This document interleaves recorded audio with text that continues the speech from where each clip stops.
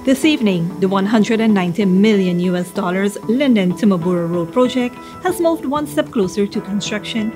Minister of Home Affairs, serious crimes are down by 20%. Man caught cross-dressing in order to avoid being apprehended by law enforcement officers was remanded to prison. In the region, Mexico car workers vote in secret ballots for independent union, and internationally, ECOWAS holds emergency summit after COUPS in West Africa. Greetings and welcome to another edition of Channel 2 Headline News Updates. I am Bibi Bacchus. Thank you for joining us. Following the deadly accident on the Mahaica Bridge on Wednesday, a post-mortem examination was performed on the deceased Christopher Bagwandat and Sharida Prasad at Anthony's Funeral Home on Thursday, February 3, 2022. The duo died in a horrific four-vehicular smash-up on the east coast of Demerara. According to reports, officers were conducting an operation in the region when the occupants of the car appeared to be acting suspiciously. When the police attempted to stop the vehicle, the driver sped away, prompting the police to give chase, which subsequently ended in the deadly collision. As a result, 21-year-old Bagwandat and 16-year-old Prasad died. The pathologist, Dr. V. Bridgemohan, gave the cause of death as multiple injuries, respectively. The bodies were handed over to their respective relatives for burial and cremation. Serious crimes are down by 20%. This is according to the Minister of Home Affairs, Rupert Ban, during his budget presentation. Here's Estes Overs with more. During the budget presentation on the 3rd of February 2020, Minister of Home Affairs Ronson Ben noted that his government's strategic crime-fighting strategy is proving to be effective as serious crimes have been reduced. In spite of all that has been said in Guyana, serious crime has been reduced by 20%. Serious crime has been reduced by 20%. The instance of fires has been reduced by 30%. What is different now is that there are arson attacks on government buildings, particularly police stations.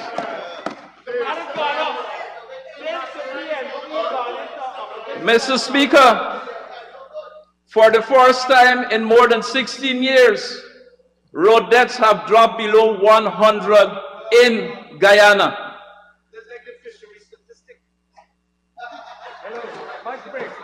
And while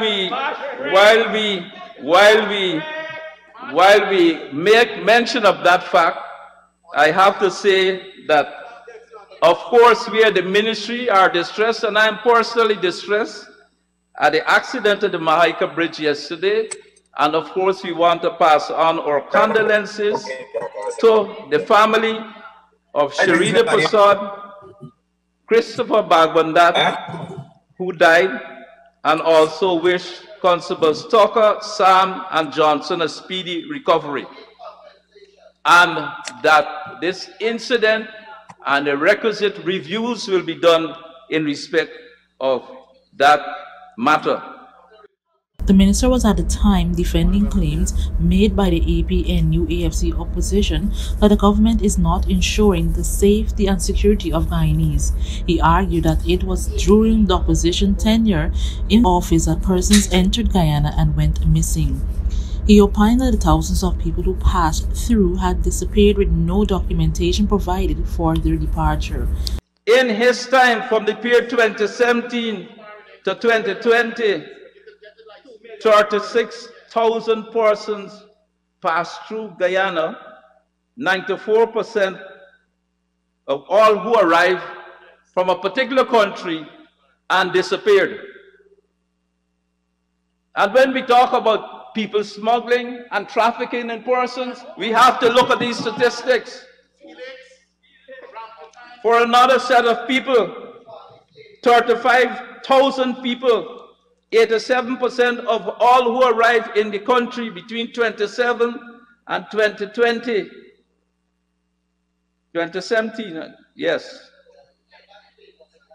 disappeared, cannot be accounted for.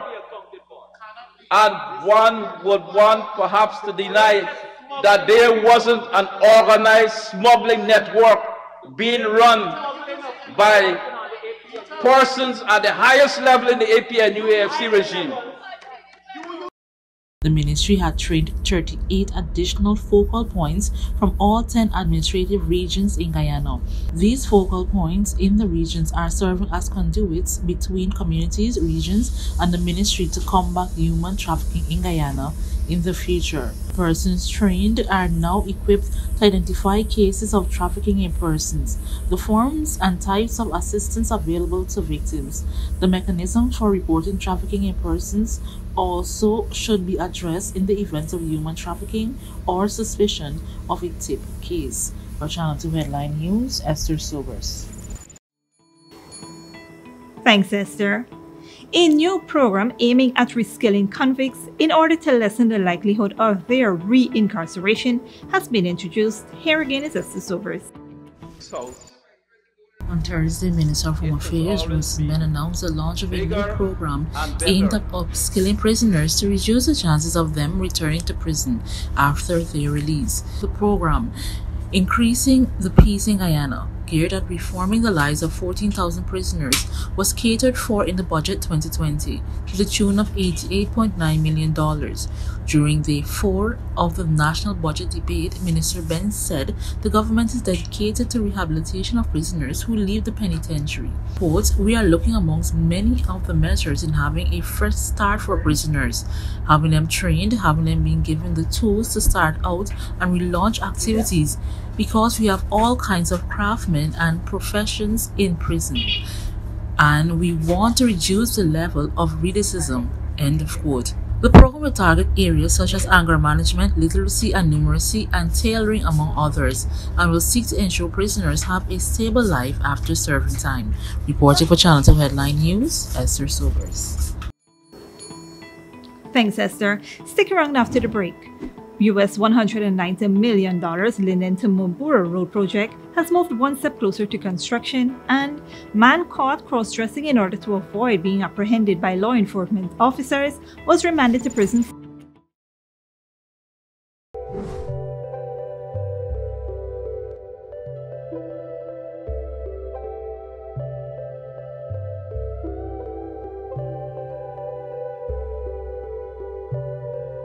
Maison Francois is the chocolate paradise of Guyana.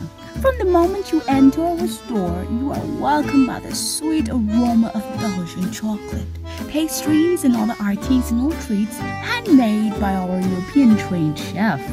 Our convenient location at the City Mall is the perfect place to take that special someone or to take home a little sweetness. So treat yourself with a taste of Paris in the heart of Georgetown, only at Maison Francois. Good girl forget things. What's the problem, Granny? I want money for borrow for those surgery. I was dancing and I fall and fracture my hip. If you need some quick money, you should check Lender's Jewelry and Pawn Shop. Lender's Jewelry and Pawn Shop, Lot 238 South Road Border, Georgetown. Get jewelry made to order in just 72 hours. We also accept vehicles. Lender's, best rates, longest payback period. Boys, I get through. Plus, I could dance again. Lender's Jewelry and Pawn Shop. Furnishing your home or office has never been easier. Here at Kissoon's, our inventory of locally made and imported furniture, offered at amazing prices, will leave you wanting more. From vinyl, floor rugs and carpets, bedroom, dining and living room sets, mattresses, pillows, office desk, chairs and filing cabinets, outdoor benches and tables. We have a piece of furniture for every room imaginable in your home or office. Check out our flagship store at Industrial Site Rijnveld or one of our branches in New Amsterdam, Port Morant, Riverton and Camp Street. Kissoon's Furniture, furnishing homes for over 50 years. Sooner or later you will have another power failure. Are you prepared for the next blackout? Some essential equipment such as security cameras, lights, internet, gate motors, and water pumps may stop working. How can you prevent the next blackout? InverterTech has an affordable solution for you. A strong UPS system which uses the latest inverter and solar battery technology to prevent blackout. We smartly calculate your average power demand so you don't spend more than you need to. Call 223-2233 for more information. When you need money and you gotta get it fast, Creative Jewelry and Pawn Shop is the place for that confidential transaction in a quiet and secure location. You'll get the highest value per pennyweight for your gold and also enjoy the lowest interest rates and longest payback period too. Yes, for that instant transaction to solve a pressing financial problem. That Creative Jewelry and Pawn Shop, 46 Boyle Place, that's between the Ministry of Housing on Brick Dam and White Castle Fish Shop. Be your first and only choice. Creative Jewelry and Pawn Shop, safe and sound, solid and secure, always there for you. Telephone 231-7878 and 223-8955. Welcome back. Several persons were apprehended by the Customs Anti-Narcotics Unit for possession of a large sum of cannabis. Dale Jarvis has more. On February 2nd, 2022, Customs Anti-Narcotics Unit officers conducted a narcotics operation at Lot 33 St. Paul Street, Rose Hall, Quarantine. Officers discovered a salt bag containing multiple packets of suspected cannabis during the operation. As a result, 3 persons were arrested: 30-year-old Simeon Dwight Lawson, 54-year-old Veronica Walker, and 34-year-old Lashella Walker, all of whom resided at St. Paul Street, Rose Hall, and were present during the search. The trio was escorted to Kanu headquarters along with the suspected narcotics. The suspected illegal drugs was tested and proven to be cannabis. It was weighed and amounted to be more than 3.8 kg and had a street value in excess of $1.1 million. Reporting for Headline News Update, Dale Jarvis. Thanks, Dale. Yesterday, Senior Minister in the Office of the President with responsibility for finance, Dr. Ashley Singh, announced that the estimated project of US $190 million, Linden to Mabura Road, has moved one step closer to construction. Dr. Singh stated that on Thursday, the Caribbean Development Bank issued its no objection for negotiations to commence with the most responsive bidder, Constructoria Quiros Galbo SA from Brazil, for the award of Linden to Mabura Hill Upgrade Project. This project is the first link of the highway between Linden and the Thames.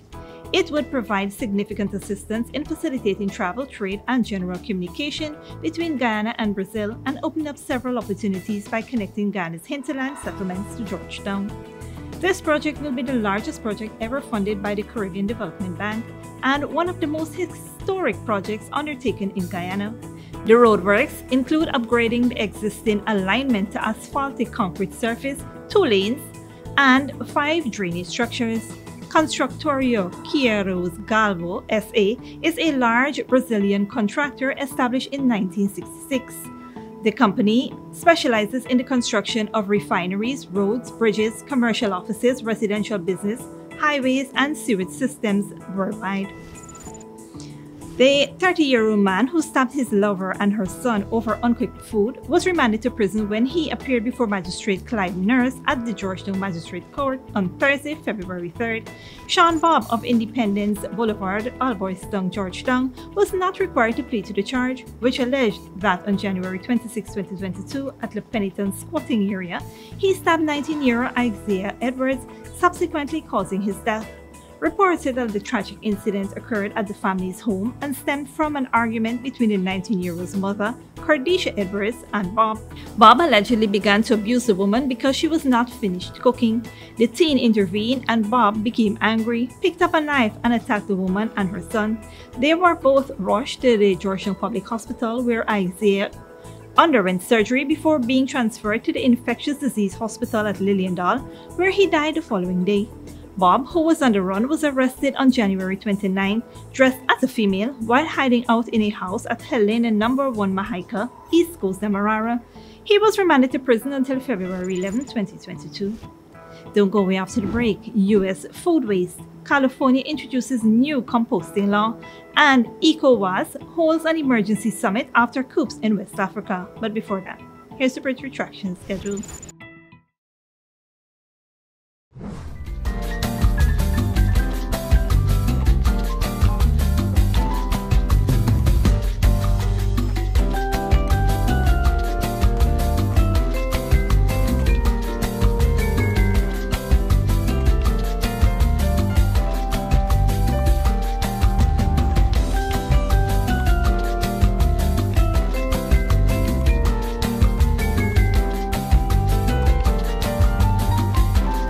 when you need money and you gotta get it fast.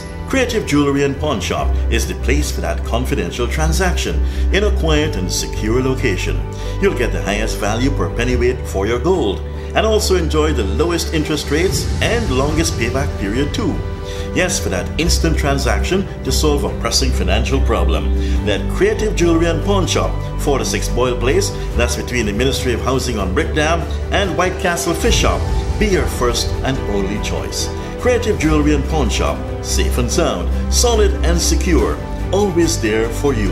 Telephone 231-7878 and 223-8955. Furnishing your home or office has never been easier. Here at Kissoon's, our inventory of locally made and imported furniture, offered at amazing prices, will leave you wanting more. From vinyl, floor rugs and carpets, bedroom, dining and living room sets, mattresses, pillows, office desk, chairs and filing cabinets, outdoor benches and tables. We have a piece of furniture for every room imaginable in your home or office. Check out our flagship store at Industrial Site Rijnveld or one of our branches in New Amsterdam, Port Morant, Riverton and Camp Street. Kissoon's Furniture, furnishing homes for over 50 years. Good girl forget things. What's the problem, Granny? I want money for borrow for those surgery. I was dancing and I fall and fracture my hip. If you need some quick money, you should check Lender's Jewelry and Pawn Shop. Lender's Jewelry and Pawn Shop, Lot 238 South Road Border, Georgetown. Get jewelry made to order in just 72 hours. We also accept vehicles. Lenders, best rates, longest payback period. Boys, I get through. Plus, I could dance again. Lender's Jewelry and Pawn Shop. Sooner or later you will have another power failure. Are you prepared for the next blackout? Some essential equipment such as security cameras, lights, internet, gate motors, and water pumps may stop working. How can you prevent the next blackout? InverterTech has an affordable solution for you. A strong UPS system which uses the latest inverter and solar battery technology to prevent blackout. We smartly calculate your average power demand so you don't spend more than you need to. Call 223-2233 for more information. Maison Francois is the chocolate paradise of Guyana. From the moment you enter our store, you are welcomed by the sweet aroma of Belgian chocolate, pastries and other artisanal treats handmade by our European-trained chef. Our convenient location at the City Mall is the perfect place to take that special someone or to take home a little sweetness. So treat yourself with a taste of Paris in the heart of Georgetown, only at Maison Francois.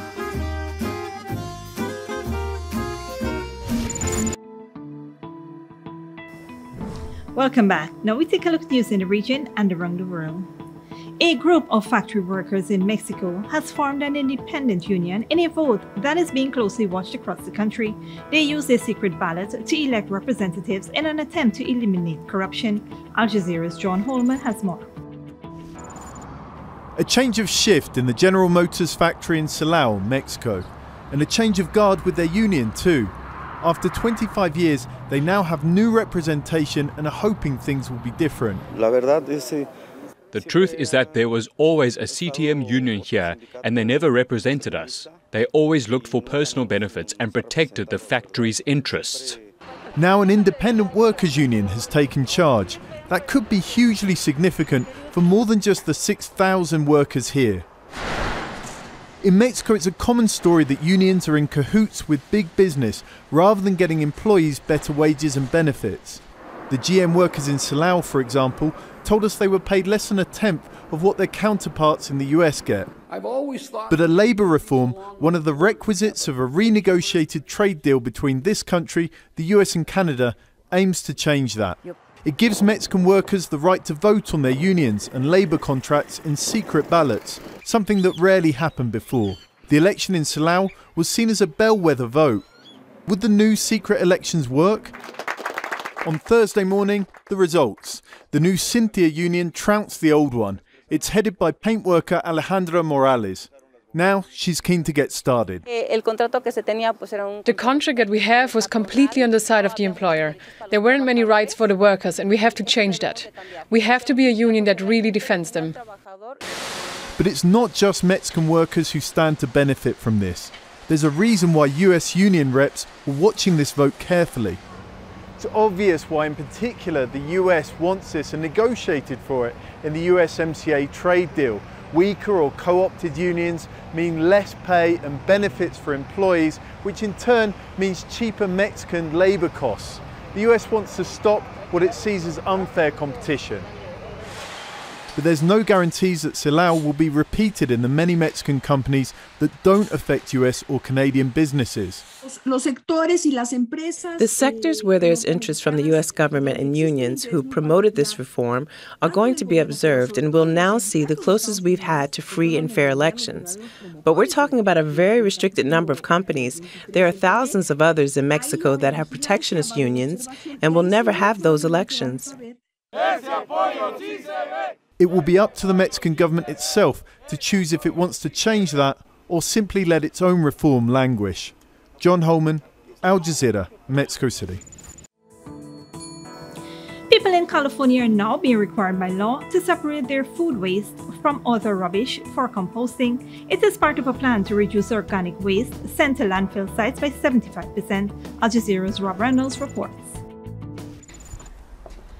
Taking the worms out? Composting food waste is a simple daily chore for Kristen Delaney and her daughters Kitty and Dakota. The Los Angeles mom puts scraps into a bin where worms break them down into rich soil, which she then uses in her garden. Like I've diverted maybe almost 1,000 pounds of food, just like our family of 4. Like, that's a lot of snacks. Starting this year, most of California's 40 million residents will be required to separate food waste for composting in an effort to reduce greenhouse gases that cause global warming. When dumped in landfills and left to rot, food waste emits methane. But methane pollution, which comes from the breakdown of our food waste, of our organic waste, is 84 times more potent than carbon dioxide. On the front lines of the compost battle, Teresa English works for a community composting company called Compostable LA. She is part of a team collecting organic waste from 800 households. When people find out that the food waste going to a landfill is actually creating more greenhouse gas, I think that it can be upsetting. 20% of California's methane emissions comes from our landfills. When composted, this garbage doesn't emit methane, and it's like black gold for farmers and home gardeners. Monique Figueiredo is Compostable LA's founder. What we do is we take their scraps, we bring it to one of 11 partner farms, they turn it into soil, and then either the partner farm gets to keep it, it's distributed throughout the community by volunteers, or it goes back to our members to use in their garden beds. If everyone in California gets on board with composting, it will take a bite out of global warming. California authorities say once they've reached their goal of composting 75% of the state's food waste, it will be the equivalent of taking 1 million cars off the road for an entire year. Last year, we diverted almost 200,000 pounds of food scraps, and that's just individual households coming together to make a difference. So it's really impressive what collective action can do when everybody does a little bit. It really does add up. For the Delaney girls, it adds up to an important lesson.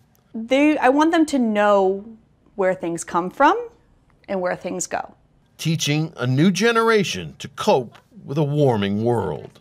Rob Reynolds, Al Jazeera, Los Angeles. And internationally, West African Regional Bloc, ECOWAS, has held an emergency summit to discuss recent coups in the region. Al Jazeera's Ahmad Idris reports. Ghana's president and chairman of ECOWAS, Nana Akufo-Addo, calls it a contagion. The rest of Africa and the continent's Western allies watch with concern after multiple military coups in West Africa. The resurgence of coups d'etats in our region is a matter of grave concern. This evolution challenges the democratic way of life we have chosen. Let us address this danger, this dangerous trend, collectively and decisively before it devastates the whole region. The threats of sanctions, cutting off economic ties, and shutting borders have so far failed to dissuade coup plotters in the region. in less than 2 years, at least 4 coups have taken place in West Africa, including 2 in Mali. With no success in regional leaders' effort to get Mali back to democratic system, there are fears that potential coup plotters in West Africa could be emboldened. That, experts say, was what happened in Guinea-Bissau, where a coup was recently foiled. They warned that failure to send a stronger signal, including military intervention, makes the regional bloc look weaker and irrelevant in the light of recent political developments in the region. The only military commitment the leaders can give for now is on Guinea-Bissau, only for stabilization purposes. In the short term, to prevent any situation, ECOWAS has decided to send a force there that will help in the stabilization, the process of stabilization again of the country. Experts say, with a spate of military coups in the region, even the most stable democracies are now vulnerable. A lot of these so-called democratically elected, countries, okay, they claim to be democratically elected, engage in certain activities that looks more like military dictatorship. They manipulate constitutions so they can extend their rule. There's gross violation of rights. They are not able to deliver on the 2 main functions of the state, including one, human security, and secondly, fiscal security. The last time West African leaders sent a military force to stop unconstitutional change of government was 5 years ago. That deployment forced into exile former Gambian President Yahya Jammeh, who refused to concede defeat after losing an election. But at the moment, member states are not keen to send their soldiers to confront coup leaders on their own turf. Many are having to fight their own battles against internal and external threats. But if and when they agree to, other factors will come into play. These include where funds for such a force will come from, what will be its mandate, and for how long.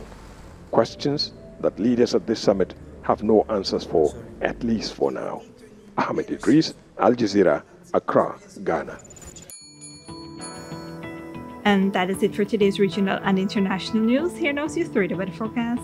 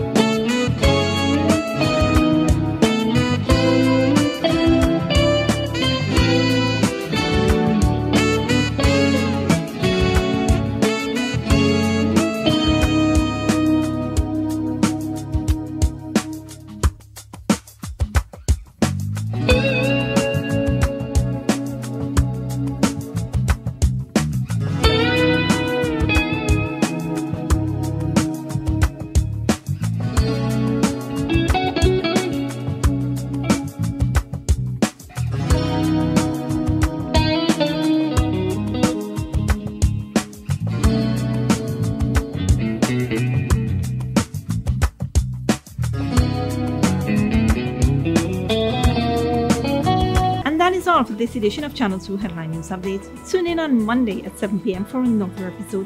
Be sure to subscribe, like, and follow us on Facebook and YouTube. Until then, please take care of yourself and each other.